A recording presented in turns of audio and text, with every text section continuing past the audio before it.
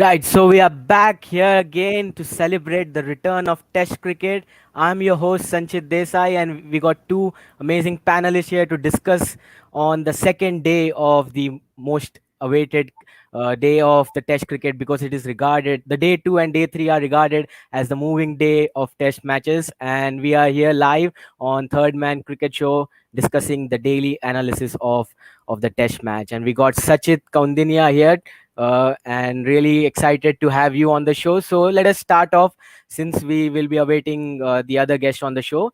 So let us talk. We talked about New Zealand yesterday, and we were in awe about the appreciation that they got, especially after what Devin Conway did on his debut.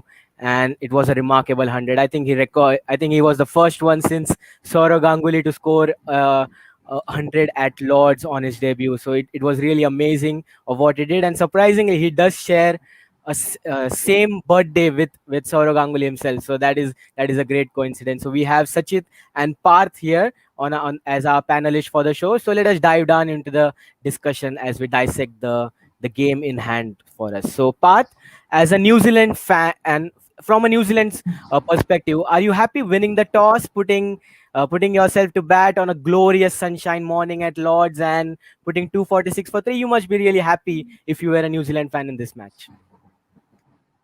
Yeah, it was a good toss to win, and it was very obvious to bat first because we have not seen the wicket, the typical Lord's wicket like we used to see in the past, which was green and had bounced. But this wicket is a bit dry, and it is helping the batsman to score runs, and it is also keep the ball is also keeping a bit low, so it's very easy for the batsman to score runs. And the way Conway played, I think it was really amazing to see him on the debut. I mean, that's what a player wants on his debut. If he's a batsman, he wants 100, and if he's a bowler, he wants a 5 wicket haul, and that too on Lords, the home of cricket. I mean, it's just a superb start to his career. Simply amazing. I think you put it right there. And any kid growing up would want to make his mark, especially while playing at the mecca of cricket, that is the Lord's Cricket Ground. And certainly, young Devon Conway must have completed his dream after scoring that beautiful 100 yesterday. So let us talk about England now. I think let us when we talk about England, let us hear what Sachit has to say. So return of Test cricket at Lords after 2 years, and it was a flat bowling performance from an England's point of view. I think they did not bowl well, I believe, in those wicket taking areas that they used to do earlier, because we see whenever we talk about Lords, you tend to get uh, you tend to think about the kind of grassy wickets that will be on offer. But yesterday it was a dull performance from the England bowlers, except for one or two spells from Ollie Robinson and even James Anderson for the impact. So Sachit, what could England do right if they want to make their way back into this test match? Because at 246 for 3, I think it's still evenly poised, and one or two wickets might just cause a bit of panic in the New Zealand dressing room. I think they have the advantage right now with the new ball. But to be honest, as a coming from the England perspective, I don't think they did a great job in the first day. Because I mean, you see somebody like Stuart Broad or somebody like James Anderson, you might think that they'd be really effective with the new ball, but they weren't their best. They didn't have a good day at the office. So I think it was a little sad to see from the England perspective. But I think a couple of wickets from now with the new ball, especially with the way James Anderson, is known to bowl with the new ball. If he comes back in and bowls the way he does, then I think New Zealand will definitely be on the back foot. And we saw how Mark Wood was effective against Devon Conway. The other bowlers didn't do as well against him, but Mark Wood seemed to be really good against him.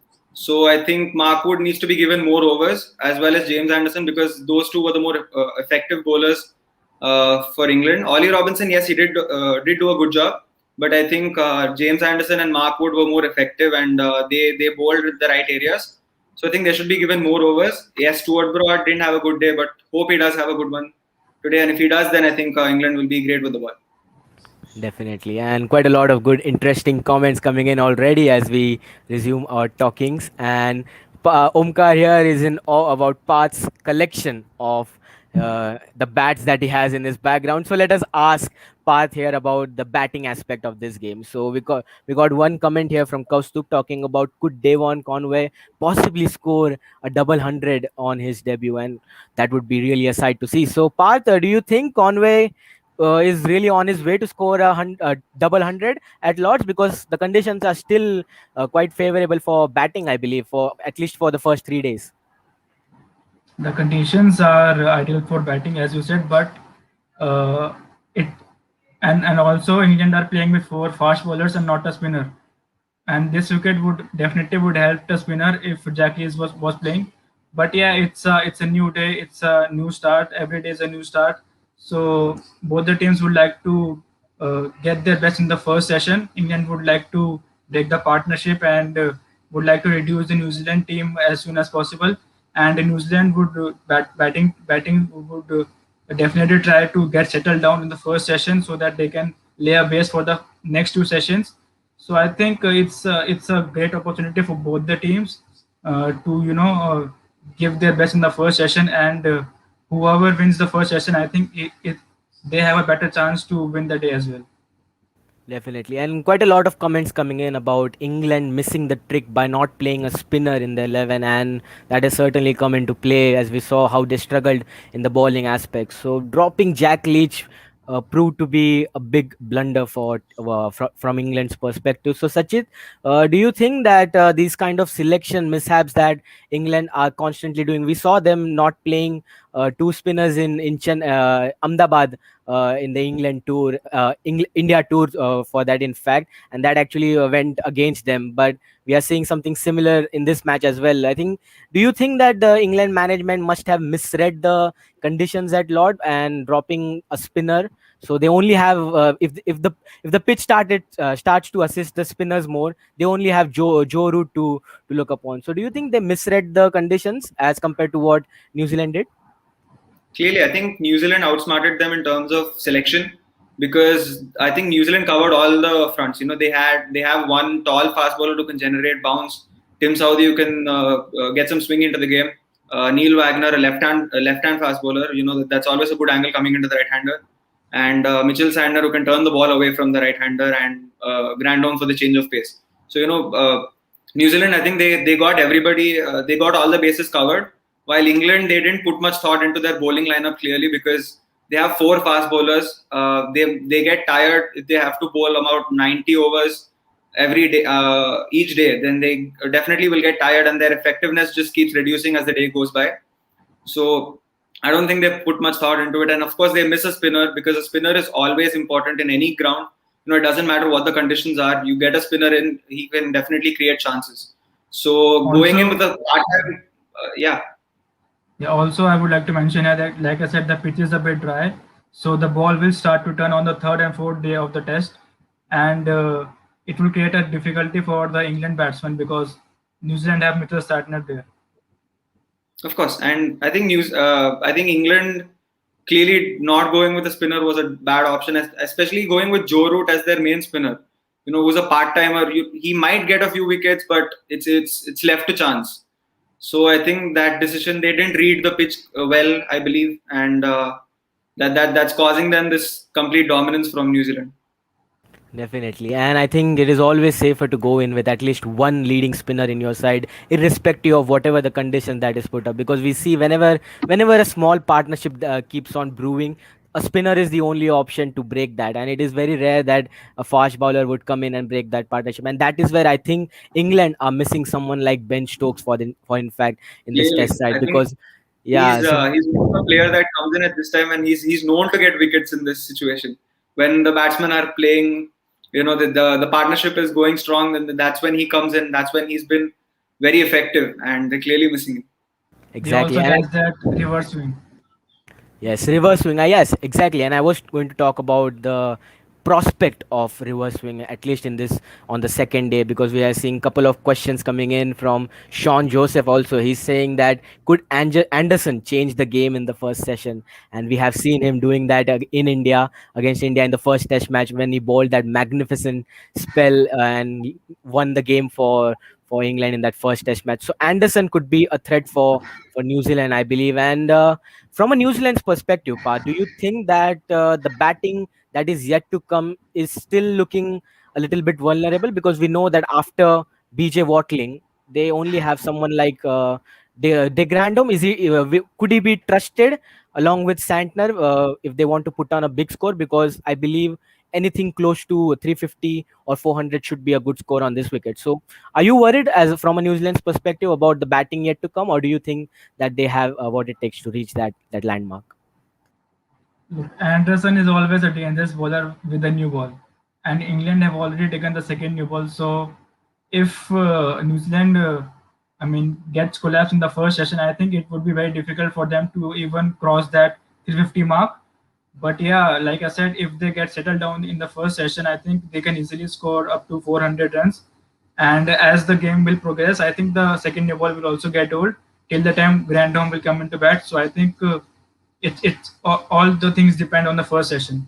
It's a make or break for both the teams.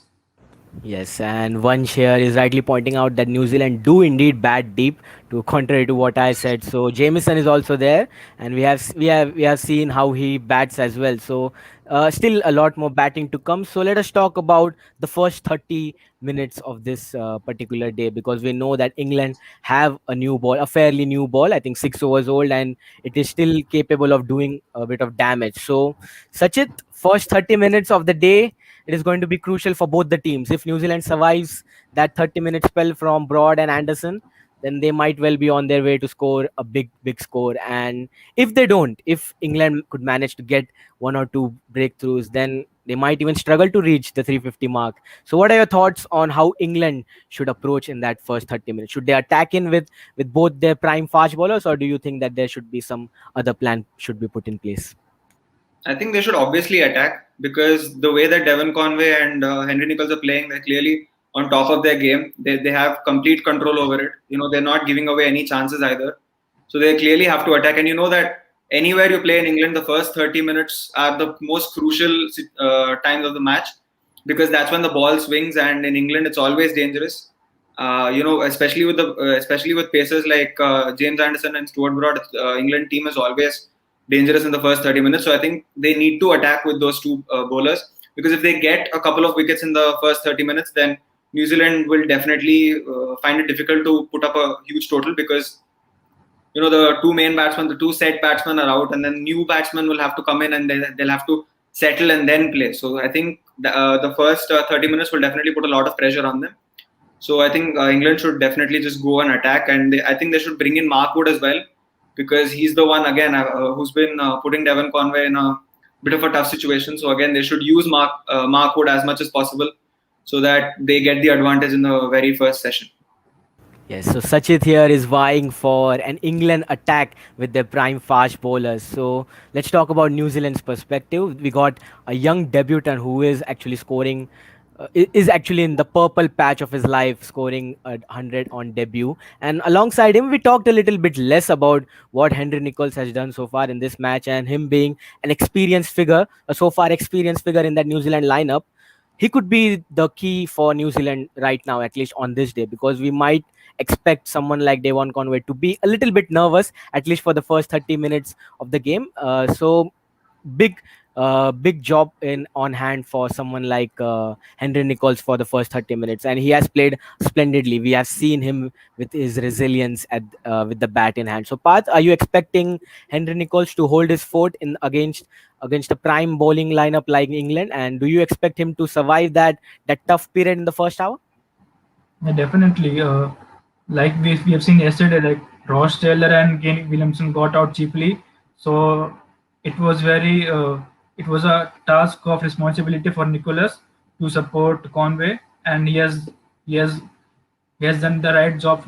Uh, I mean, the sporting Conway. I think his experience will be definitely come into play today because New Zealand will be looking to score big to put England under pressure and New Zealand will definitely try to make things difficult for New Zealand to chase in the fourth innings while the ball is turning on the fourth and fifth day of the Test match.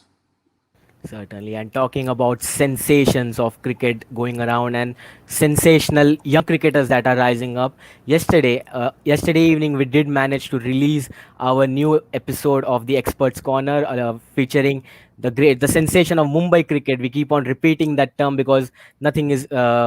Nothing is less while describing him because he has indeed made his mark in the Mumbai cricket. So we have released the episode of Shams Mulani, and we'll be having the trailer to be shown right now, just before that.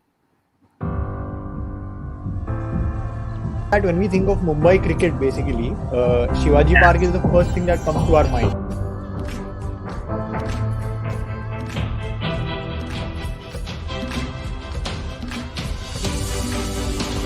Confidence in you that I think you can do it, you think you can do it, and everyone is backing you up. You have to win. Like it's there. You can't win every game, but the pressure is like you have to win every game because Mumbai has its own very big past and glory. You just have to learn from your mistakes, and that's gonna help you. Once you start winning, you want to keep that momentum going, and you want to keep dominating. As we had this motto that we are here to participate. We aren't here to participate. We are here to dominate.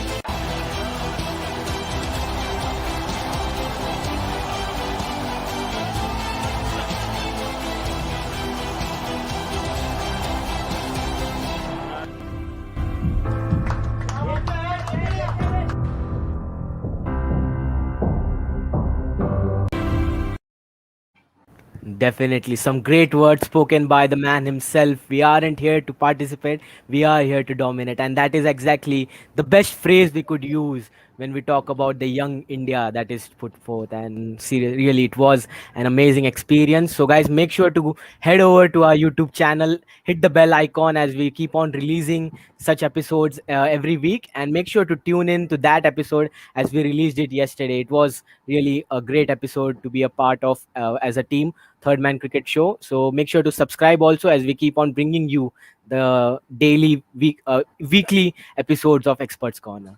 So let us dive down into the discussion in hand. England New Zealand series. Really, so far I think the test match is evenly poised, and we discussed about the heroics of Devon Conway and how New Zealand have batted in the first innings. So let us now discuss about what will be the road ahead for both these teams, at least for the next couple of days.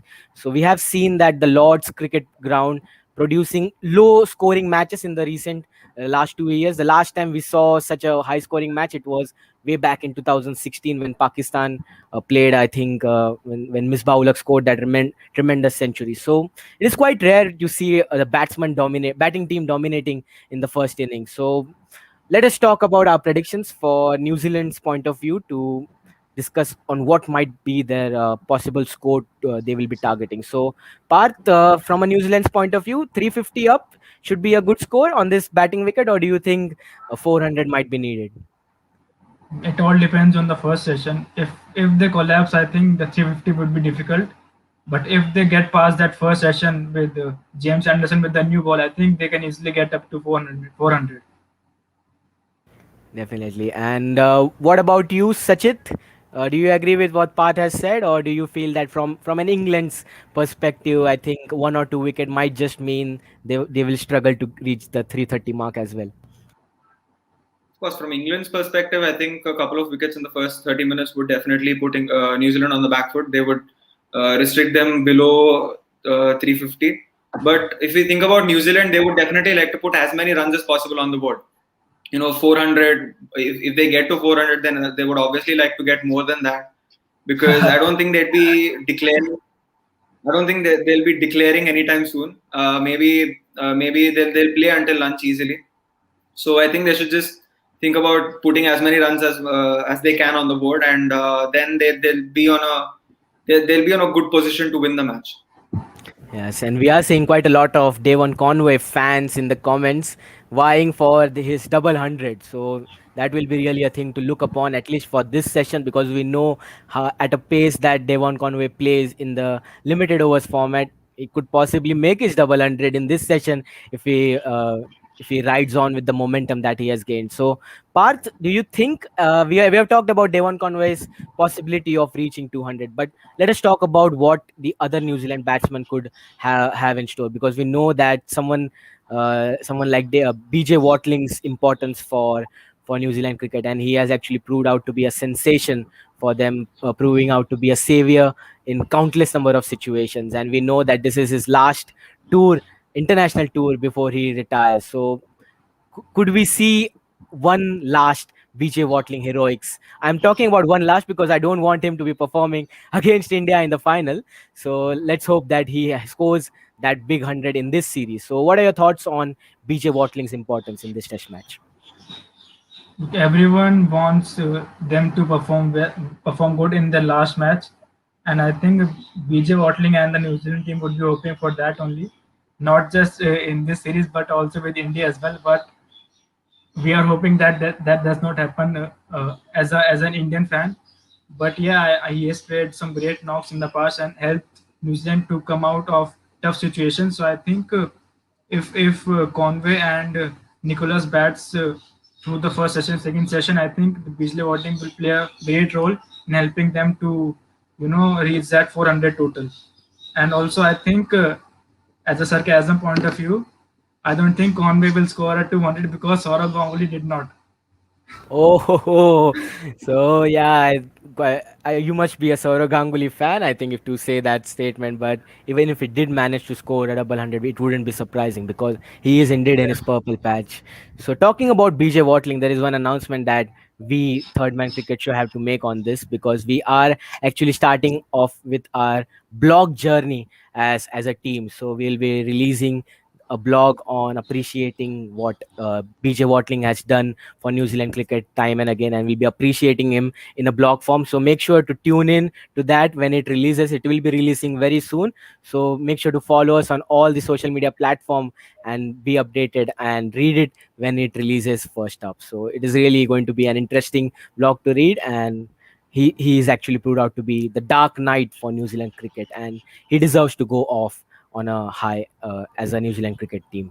So let's talk about England. So we are seeing a couple of comments here about appreciating James Anderson and Sean Joseph pointing out wicket for Anderson in the first session, and that might very much be possible. So we talked about James Anderson and Mark Wood. So let us talk about the vice captain that is in hand. So Stuart Broad, he has been proving to be a wonderful servant for England cricket, and being the vice captain, he did captain England in the limited overs format a couple of years ago. So being the vice captain, could we see a resurgence in this test match from Stuart Broad in term with the ball, Sachit? Hopefully, because he's been a little ineffective on day one. We've seen what he can actually do. He hasn't been up to. He hasn't shown his true self. I think he just has to express himself, and once he does that, then definitely New Zealand will find it very difficult to face him. But he had a poor day at the office. I hope he comes back today and shows everybody what he's capable of, because he's obviously one of the most dangerous bowlers in Test cricket, and now he has a new ball in his hand, so that's obviously a positive for him. So hopefully he does a good job. Yeah, we should Yes. ask David Warner about Stuart Broad. I was just going to talk about David Yeah, Warner because he did Had a tweet sleepless he did, yesterday. yeah, he did He something. did I say don't that he remember the had a line. sleepless नींद night. उड़ गई, So नींद उड़ गई, ऐसा कुछ था उसका. Well, definitely, I think he will be having sleepless night considering what kind of a form that Stuart Broad is in. And in the comments, people are rightly reminding us the fact that James Anderson is indeed very close to surpassing Anil Kumble's 619 Test wickets. I think he needs just 4 wickets more to surpass that, 4 or 3. I'm not sure if I have that stat right, but he could very well surpass him in this Test match. So that would be a big moment for someone like James Anderson. So let us talk about James Anderson here for a second. So, Parth, we have seen James Anderson being a pivotal figure for England cricket. So, do you think that he will prove to be a crucial player for England, building up to what kind of a year that they are having in this particular year? They got in the India tour in July and August, and also the big Ashes in the year end. So, what kind of a role will James Anderson will be playing in this last two tours that he could very well possibly a part of? So he's the most dangerous swing bowler when it comes to cricket, and especially Test cricket, and that too in England. I think no one can match his level, because he can swing the ball both ways and can confuse the batsman at any point of time, because he can set up the batsman with the in swinger and then ball an out swinger, or vice versa. So I think he becomes very dangerous when it comes to England and with the new ball. So I think England would be very hope having a very high hopes on him in this series and also in the Ashes, because he is their key bowler for the past many years, and will be looking forward. To win the Ashes as well. Yeah, so we got just about 4 minutes before we wrap up with the show, and very controversial statement coming in from Adi Gupta here. He is vying for a New Zealand victory in the World Test Championship final, and who knows, it could very well possibly be right, given the way how New Zealand have started this particular Test match. So that would be a case to watch out for. So before we wrap up, the last question would be regarding the unpredictable weather of England, and we know that it is very difficult to predict the weather of England as compared to cracking a test like JE or CA exam. So it is very difficult, and we have indeed been at the receiving end in terms of the weather to expect from England. So do you see rain playing a part in this particular test match? Because the it might not play a part, because what we saw yesterday, it was a bright sunny morning and sunny day in England, in London. So could we see rain playing spoil sport in this particular test match, or even in the series, Sachit?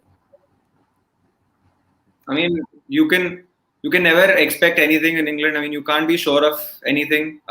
It might rain, it might look sunny for a minute, and then in a while it might start raining. So you never know in England. But hopefully it doesn't. Hopefully it's smooth sailing for us. I mean, hopefully it's smooth sailing for the match. But if not, then yeah, I think if it does rain, then I think both the teams will be under a lot of pressure, because then the match gets it gets too difficult. The DNA method comes into play, and it gets really difficult. So I think hopefully it doesn't, but we never know in England. So London yes. London की बारिश और London की लड़कियां कभी भी रंग बदल सकती हैं. Oh, typical part with that comment. So before you wrap up, let us do our prediction for this particular session. So let us ask Sachit here. Quick views, number of wickets that England might take in this session. Maybe one. I can't say too many. I just predict there would be one wicket, maybe either Devon Conway or Henry Nichols, but not more. Okay. So what about you, Path? 1 wicket. Do you agree with what Yeah, Sachit has said? if there is a one wicket, I think there will be a collapse. Oh, Definitely with the new ball, Anderson and Broad, I think. So I am predicting like if a wicket falls, then I think 2 wickets. But if not, then I think they will definitely get 200-300 total in the first session. Yeah, so we got a sly dig from Abhinav saying that New Zealand wouldn't be there in the final if Australia had balled their overs quickly because, yeah, it was a low blow. So, really. So, guys, thank you all for joining us. So, before you wrap up, we'll be just showing the people who missed it out in the who joined us very late. So, let's roll the trailer for our recently released episode of Shams Mulani on Experts Corner. It was a great talking to him. So, let us have the trailer shown once again. That when we think of Mumbai cricket, basically, Shivaji Park is the first thing that comes to our mind.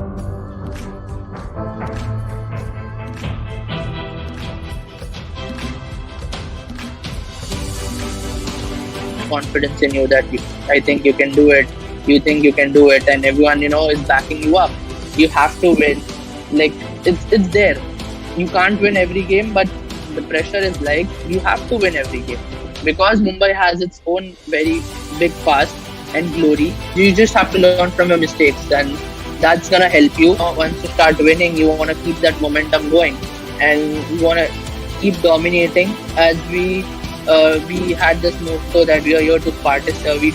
We aren't here to participate. We are here to dominate.